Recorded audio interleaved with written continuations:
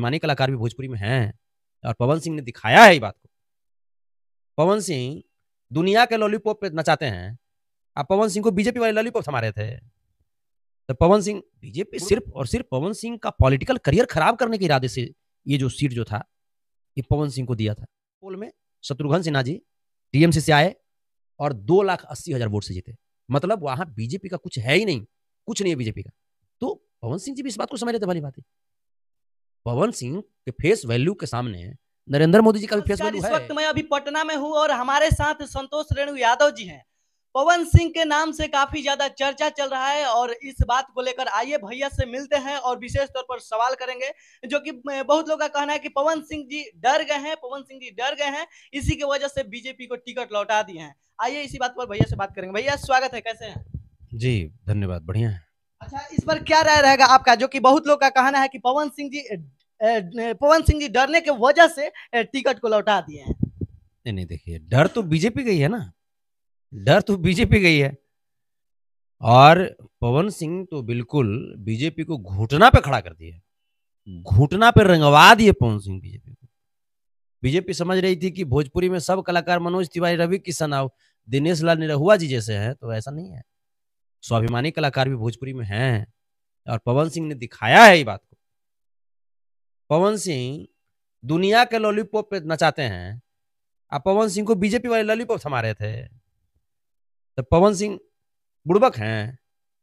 पवन सिंह सब समझ रहे हैं कि पूरे देश में बीजेपी की हालत बहुत खराब है, बहुत खराब है बीजेपी की हालत। और आसनसोल की बात करें तो वहां तो बिल्कुल ही बदतर स्थिति है बीजेपी की। आसनसोल का रिकॉर्ड जब देखिएगा तो वहां कांग्रेस जीती, लेफ्ट जीती, टीएमसी जीती।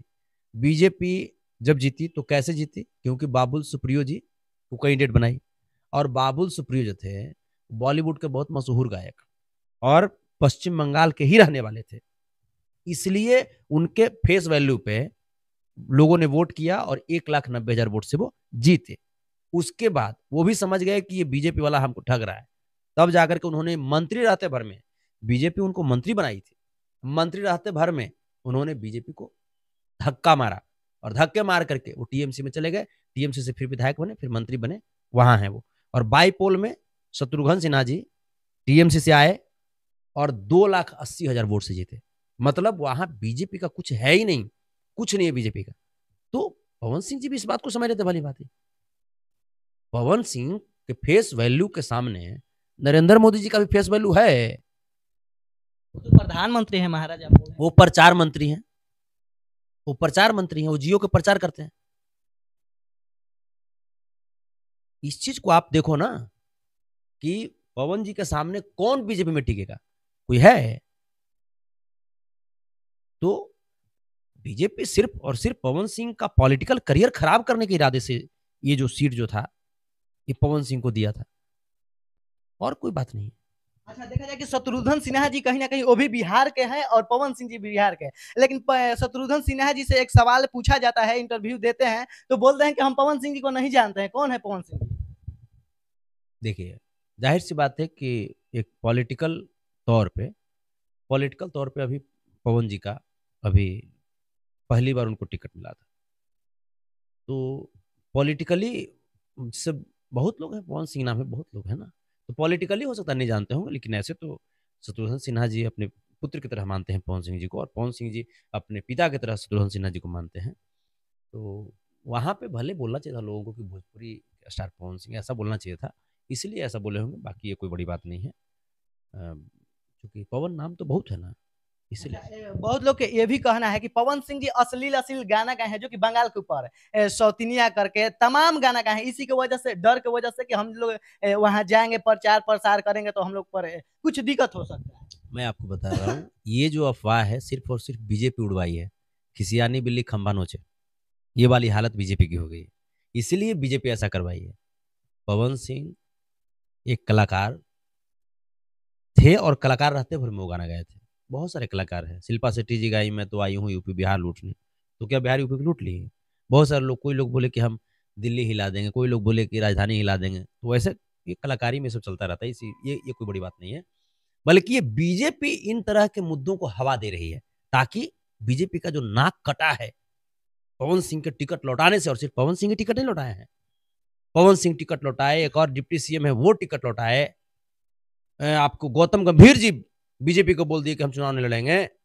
तमाम लोग उत्तर प्रदेश में कई बीजेपी के जो बड़े नेता हैं वो समाजवादी पार्टी में शामिल हो गए। मतलब बीजेपी का अस्तित्व जो है वो अब खतरे में चला गया। सब लोग जान रहे हैं कि बीजेपी के नाम पे जमानत जब्त हो जाएगा।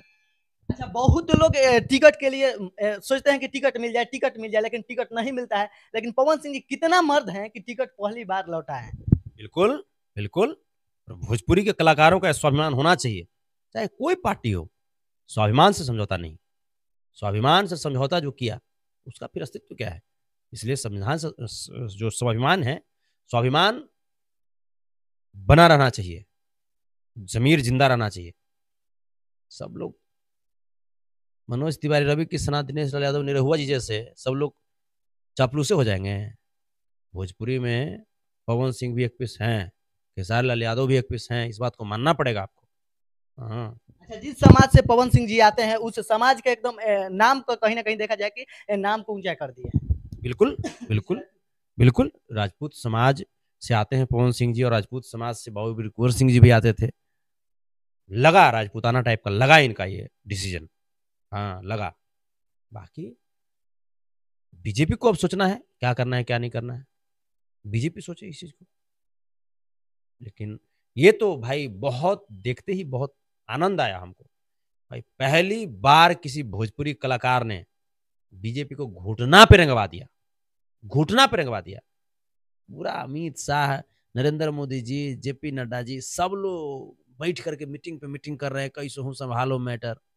अब तो मामला तो उजागर हो गया, पूरा खुलासा हो गया। बीजेपी पानी के बुलबुला छुइएगा बस खत्म। ऊपर खाली गोदी मीडिया और एडवर्टाइजमेंट के चलते बीजेपी बाहर से पॉलिश है सिर्फ, नहीं तो अंदर में खोखला हो चुकी है बीजेपी।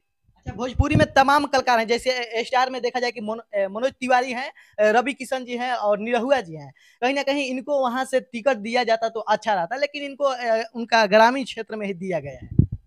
इससे देखिए, क्या राज है बीजेपी का?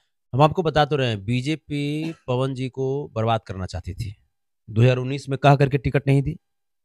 2019 में जो पवन जी भी बोले थे इस बात को, नाराजगी जता रहे थे, 2019 में कह करके टिकट नहीं दी।